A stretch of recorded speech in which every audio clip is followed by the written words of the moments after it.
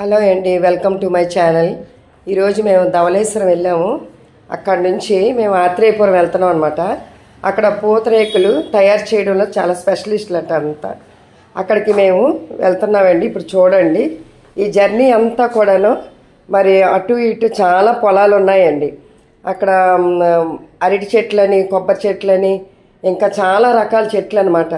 చాలా బ్యూటిఫుల్గా ఉందండి నేచర్ అంతా కూడాను. ఇదిగో ఇప్పుడు మీరు చూడండి.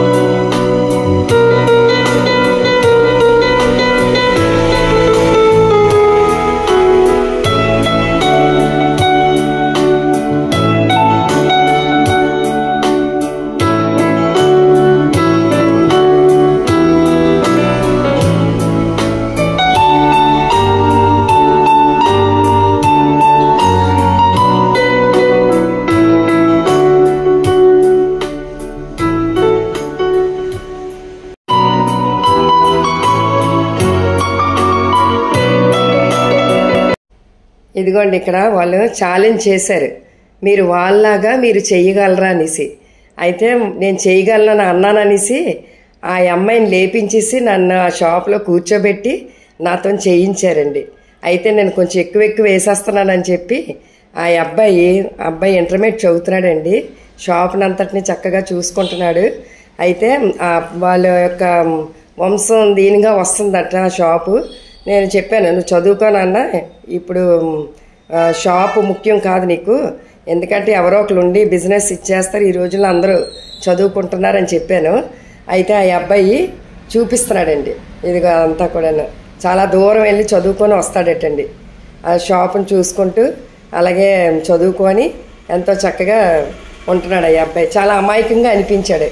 ఇదిగోండి, అదంతా కూడా చక్కగా ఎలాగా నేను చుట్టాలు అనేది వాళ్ళు చూపిస్తున్నారనమాట.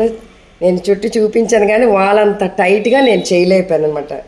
ఇదిగోండి, ఆ చేసింది కూడా మళ్ళీ తిరిగి నాకే ఇచ్చేసారు.